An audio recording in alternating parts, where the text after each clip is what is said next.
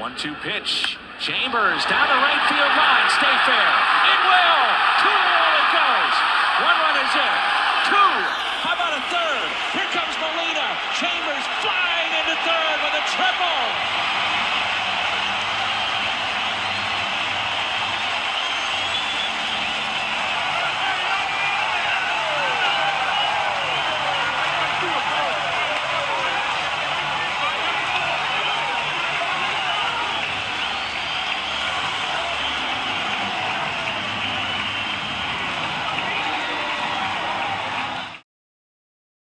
Right, so the idea, of what we were talking about was, the transition, right, which is very important. I even do it with my athletes now. Whenever we doing drills, whenever we having the transition, we doing cone drills and we going over the cones left to right. And sometimes you'll see a guy, and I know I'm exaggerating with this example, but they'll plant that right foot to go back left, but they'll be real slow going back over. And I'm telling them, listen, when that ball is, I done made a bad choice. When I done spent this way to go get a fly ball and I got to go back right, I can't be slow.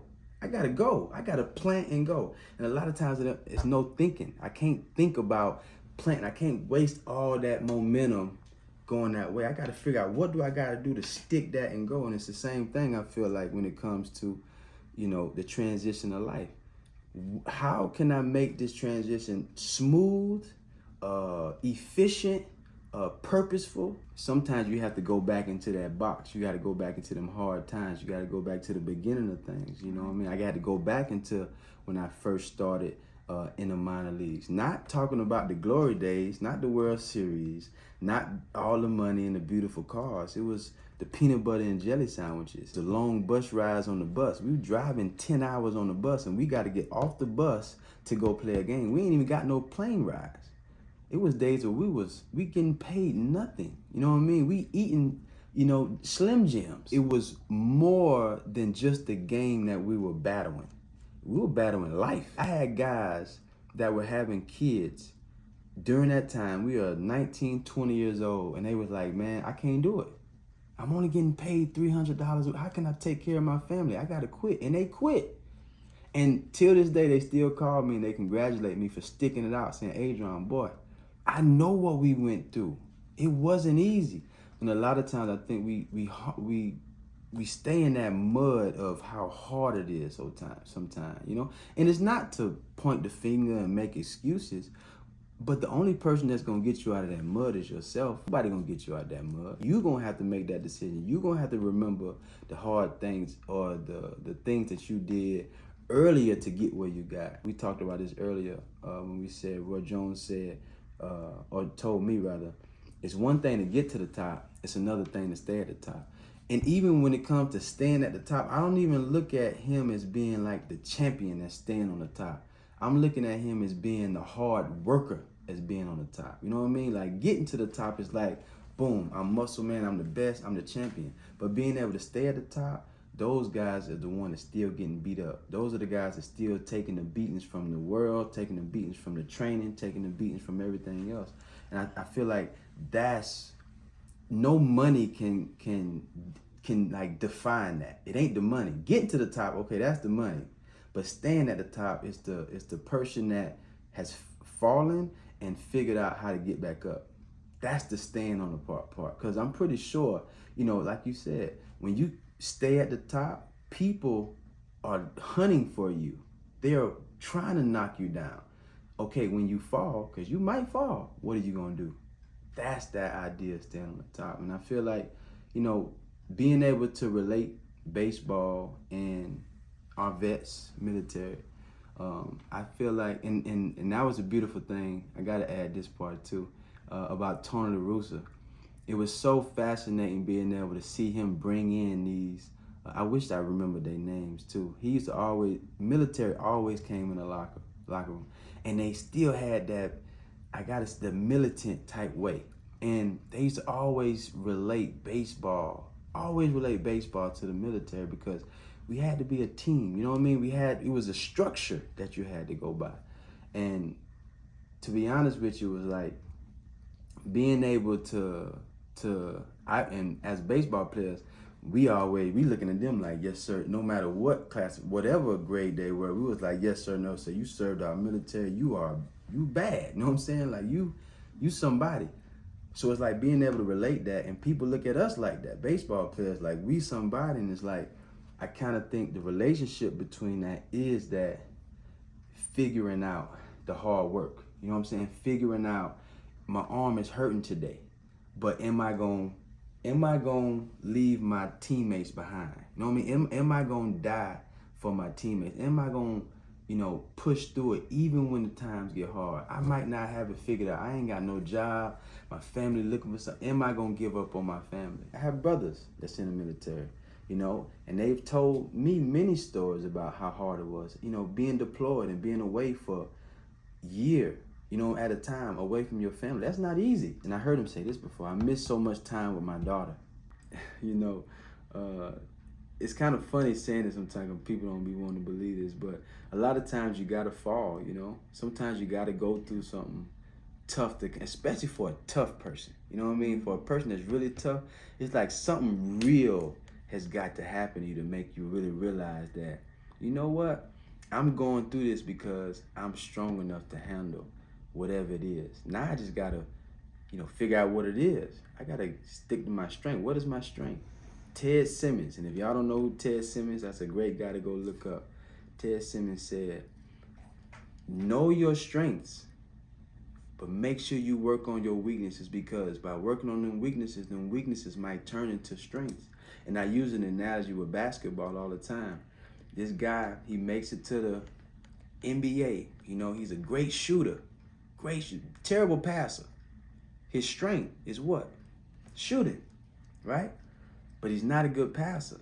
So now, him not being able to pass the ball, if he don't learn how to do that in NBA, his weakness, his strength, basically, is going to get him kicked out of the NBA because he doesn't know how to pass the ball. Now, his weakness, and the way I said it before made a lot more sense, but it kind of goes with it. Like, I have to work on my strengths, you know what I'm saying? But I also got to make sure I know what my weaknesses are. I got to, because my weakness can end up turning into my strength that's going to keep me in the NBA. You know what I'm saying? Yeah, my shot got me to the NBA, but it also can get you out of the NBA because that's all you know how to do. You don't know how to pass the ball. Your thoughts as a coach when it comes to parenting. Oh, man. I have some great examples, especially my mother. I never forget one day I was in high school. And but I was in high school, and it was my junior year, and the starting quarterback, who was Alex Gordon, still one of my favorite players, especially in high school of all time, played basketball for Vanderbilt. He phenomenal athlete. And I looked up to him too. And he was supposed to come and play quarterback his senior year. So he was a senior, I was a junior. And I'm gonna make sure this thing tie together. He was going to quit that year, and I was supposed to be the quarterback, right? So I was going to start at quarterback my junior year in high school. Well, right before the beginning of the year, maybe a week or two before, beginning of the season, he decides to come back. Well, Coach Bennett, who was the head coach, he loved Alex. I love Alex Gordon. Like, I wasn't even mad that he was coming back, but I was really a little bit salty because I wanted to be the quarterback a little bit. But it was a lot of pressure. Pensacola High School was known for being a very good football team, so that's a lot of responsibility on me. And it was a lot of seniors. That year, we had a great group of seniors, and they're missing their key piece in our quarterback. So he comes back, but nobody knows this. So even the team that we playing against, they don't even know that Alex is coming back because word on the street was he wasn't. Well, the first game of the season, Barry Holiday, who was our offensive coordinator, he orchestrated this play to where I would start at quarterback, I would throw a pass to Alex Gordon, and he would throw another pass to Keith Brown, who was our top receiver. Crazy enough, the first game of the season, it worked. Alex threw a pass, it hit off of the defender, Keith Brown catches the ball, scores a touchdown, right? So everybody's happy. I got to start, Alex got to throw a pass, everybody. Well, the next series, Alex goes in to play quarterback, right? Well, my mom is pissed. She is mad because obviously she's probably thinking that as a player, as her son, I feel bad, right? She runs over to the sideline. Come on, we finna go home in the middle of a game. I say, Mama, go back to the stands right now. Get back to the stands. I am not going nowhere. I am not leaving my teammates. And I remind her this all the time. She, baby, I was just protecting you. And I don't blame her, right? I don't blame my mama for doing that. But when it comes to parents, and I think a lot of times we, especially nowadays, we have a lot of that. We forget the aspects of the principles of learning in sports, like what's supposed to be taught. Like when you sit in the bench, I'm with Bobby Knight. Sitting the bench is the best teacher for you. It's the best. It's gonna show me what type of player you are. But from the parents on the outside looking, they're looking at it like the son is not playing, he's not getting better, he probably feels bad, he's not learning anything. What kind of benefit it is with sitting on the bench? Where's the benefit? As a coach, they're not thinking as a coach, they're thinking as a parent. So when it comes to coaching and parenting, this is what I would want as if I had a baseball team. I would want our parents to really understand. If anything, I tell all my fathers, get a bat, and we gonna go to the batting cage. Me and you, for that dad that's feeling like I'm not doing my job. Get a bat and go in the batting cage. I want you to hit this ball. Show me. Matter of fact, hit it 3 times in a row. I'm gonna give you a situation. It's a man at second base. We need a ball hit to the right side. Let's do it. Once you put yourself in the situation, right? Put yourself in, like, even looking at it as your job, like, what's gonna make you better? Somebody giving you this, or you're earning that? You working hard for that. As a coach, that's what we are trying to do at the same time as surrounding these players with as much exposure and success as they can. Sometimes you have to take a little bit so they realize what they really have. So what I mean by that is, when I sat that kid on that bench, yeah, I took away a little bit of his playing time. But what I was trying to give him was far more greater. I was giving him a chance to show me how you gonna respond. Are you gonna give up on your teammates? You know what I mean? And I'm giving an example of a situation that me sitting on the bench, and I had to do that as a coach too. I just want, if anything, our parents to more so look at sports as a learning experience, not trying to get your son a scholarship, not trying to make a lot of money. Like, really look at it as, what can my son learn using this sport? And the best teacher, I promise you, is not putting him in the game. It's sitting him on that bench.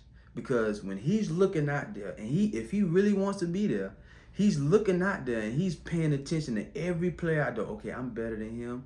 I can play, I can do that. Okay, if I did this, what am I doing in practice? Okay, I'm not running my sprints hard, and I see them running hard. So I mean, I got to pick up in sprint. If he's really that's what he's doing.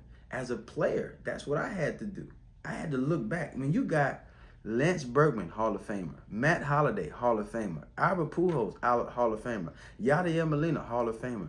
David Freese, Hall of Famer. I got all these Hall of Famers. Where am I going to play? So I had to sit back and look.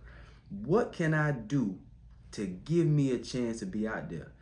If I'm out there making mistakes and failing and all that type of stuff, a lot of times that ain't the best teacher. The best teacher ain't always playing. Sometimes it's good to sit back and watch.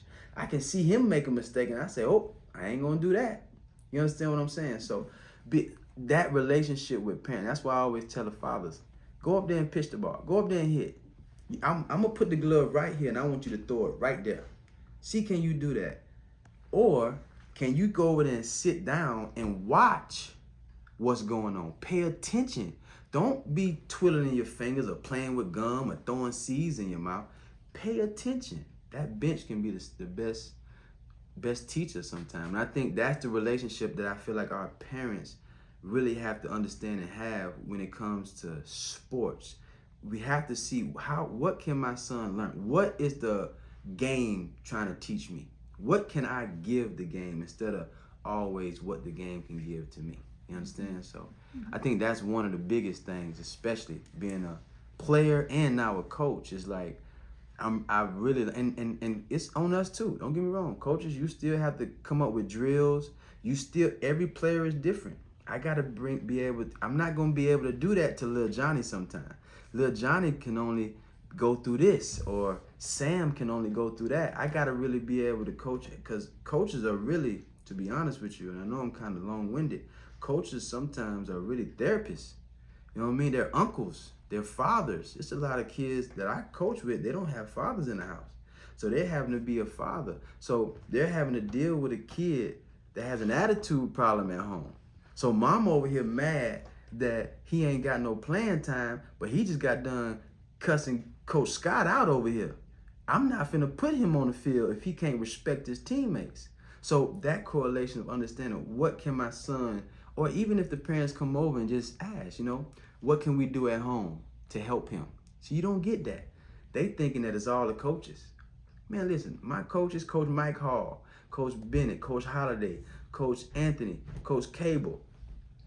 After football practice at home, I was in my backyard throwing the football. I was in my backyard hitting the ball. I was in my backyard throwing catch to myself sometimes. You know what I mean? So it wasn't just what I was doing. We put so much responsibility on the coaches to where even now the coaches can't even coach the game. They having to coach your son because he don't know how to say yes, sir, and sit his butt down when I tell him to.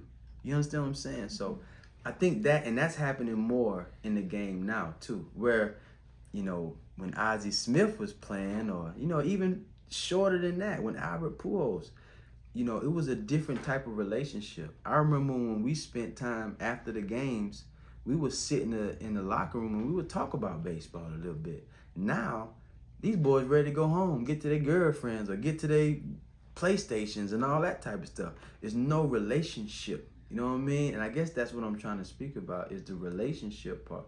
Like, I'm sitting you on the bench because I'm looking for your character. I'm trying to learn you as a player. I'm not trying to punish you. I'm trying to see what type of person you are. Sometimes you got to put these kids in difficult situations to really, you show me that you can jump real high, but you also show me that, you can be a knucklehead sometimes. So I got to really understand, okay, where do you fit in the puzzle with this team?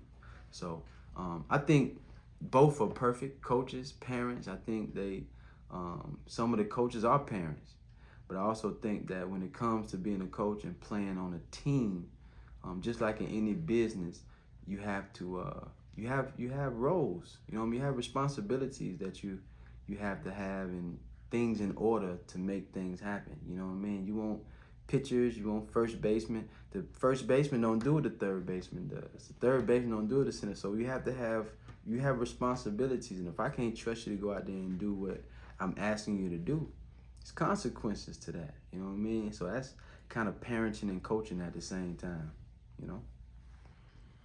See if this makes sense right here too. Okay. The mission.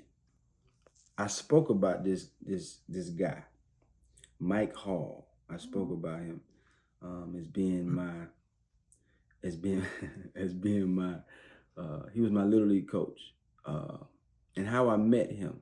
My uncle was my first, not my first coach. My cousin was my first coach, but my uncle was the president of the baseball field that I first played at Warrenton Ballpark, and it was the best thing that ever happened to me. Right, being able to have my uncle represent my family, represent me. My brothers also played there. My sister played there. It was a beautiful thing. It gave me an opportunity to go out there and expose myself to other people in an athletic way, right? Playing t-ball. I didn't even play football. Well, this coach, Coach Mike, he's seen me play, and he came up to my mom and was like, how you doing? I know you don't know me. I just wanted to know and this was at Warrenton Ballpark. He said, I want to know if I can get your son to come play football at Myrtle Grove. And my mom was like, nah, heck no. My son ain't gonna play no football, and I've been to bang my son's head around. I understand that from my mother. Even now I look at it, my son, like, I don't know if I want to play football, so I understand it. But my brother ended up convincing my mom to, like, mama, let him play. You know what I mean? I know he the baby boy. You let me play. You know what I mean? So He convinced her to let me play, and I went over there to Coach Mike Hall. And growing up, I didn't have a father figure. You know, I didn't have a male. I had my brothers, you know, but I didn't look at my brothers as being, you know, that guy that was trying to, you know, teach me how to be a man. You know, I looked at my brothers as being my brothers. Whatever trouble they were getting into, he was letting me get in the same trouble. But Mike Hall was different. You know, Mike Hall bought me my first bike. He took me to school. He picked me up from school. I spent the night at his house. I remember being, you know, every game we played on Saturdays, and every game he would make sure that I stayed the night at his house so I wouldn't miss the game. Like my mom didn't have to worry about me being late. She didn't have to worry about me taking me because he was gonna do that. So, in saying that, and we were together for years. We won a lot of championships. We won a lot of football games. Period. I created a lot of relationships. Antonio Jenkins, Kalen Williams, J.J. Jackson. You know, the list goes on. DeMarcus Sellers, Case and Bragg. The list goes on the friendship that I created through this process. So, at a young age, we were such a brotherhood that we never wanted to like separate from each other. We always wanted to be with each other, and we knew where it came from. We knew it came from Coach Mike. He also had a son, Mike Hall, who also was, you know, very close. But we always, and even some of us were older than one. Some went to high school, you know, when we got older. Some stayed in the little league level. But as I was going through high school, obviously college and pro, I never seen a dynamic. I never seen a process of nothing like it. What I mean by that is I never seen a coach so passionate. I talk about Tony, I talk about Sylvester Croom, but my favorite coach of all time is Mike Hall. And it was because of how he brought us together. He didn't know my mom. He didn't know me. He seen something in me, and he brought the best out of me. You know, if it wasn't for him, who knows where I would be? You know, I give so many people credit. My mom, I give my brothers. But if Coach Mike would have never seen me or coached me, you know, I might have had a coach that didn't care as much. You know, I was bow-legged. I was left-handed. You know, a lot of people don't like left-handed players. You know what I mean? Just in reality. So being able to have him, being able to see what was special in me, obviously I feel like it made me who I am. So when it came to me finishing my baseball career, and even my football career, I still enjoy the game of football. I just think that it's a very dangerous sport. I always had him in mind. I always, growing up, and I've told you many stories, I always been a team player. Like I've always wanted more from my teammates than what, like, and then if my teammates was expecting something from me, I wanted to do it times 10. You know, if you wanted me to score one touchdown, I was gonna score 2. If you needed me to go over here and cheer for this guy, I was gonna cheer for that one too. I always been like that all my life. So when I started my nonprofit, I wanted it, and even before my coach passed away, and Coach Mike, he passed away. And I remember being at his house, and I used to always ask him, because he used to take film, like, it was this 97, 96, 98, and he's like, so I always asked him, for Coach, can we watch some of them games? And he would, you know, pop the film in and let me watch it or whatever. I still got some at home, matter of fact. And but I was always, before he passed away, he would say, Adron, and I got to add this story too. We used to always get trophies at the end of the year. Always get trophies at the end of the year. And this is more so, it's giving him, I might be talking about myself a little bit, but it was just a moment that I never forget. And I told you now, I love to say I never forget, but it has been so many. But we used to always get, you know, team trophies, obviously, offensive player, defensive player, MVP. And I got an MVP a number of times. I got offensive player a number of times. But it was just one year. You know, I remember snapping the ball. I played center. You know, when we needed a center, our center went down, I would be a long snapper and snap for punts or snap for field goals, I should say. So it was one year he brought me aside. We was about to go to our banquet, and everybody was walking in, and he pulled me to the side and said, look, I want you to know something. You ain't getting the MVP this year. You know, you're not getting the offensive player this year. I just want you to know that. So I'm mad. You know what I mean? I'm like, what? Coach, I scored a touchdown every game. How am I, like, what? Like, okay, maybe he's trying to, you know what I'm saying, give it to somebody else. So I had to understand that, right? So I go into the banquet, and sure enough, everybody got the team trophies. Then we go to the defensive player. We go to the offensive player. You know, he gives it to the MVP, and I'm just sitting there, right? And obviously my teammates looking on the side of me. They see I'm kind of disappointed, but they also knew who I was. They also knew that that's Adrian. You know, Adrian. Yeah, he gonna ask us to go outside and play, throw him up, bust him up anyway. Like, Adrian ain't like that. So right before he ended, you know what I'm saying, giving the MVP trophy, well, when he ended, and usually that's the end of the banquet, he said, it was one more trophy up, but it was a small trophy. You know, everybody getting a trophy like this, you know what I mean, like this big, and the trophy that was on the table was this big, right?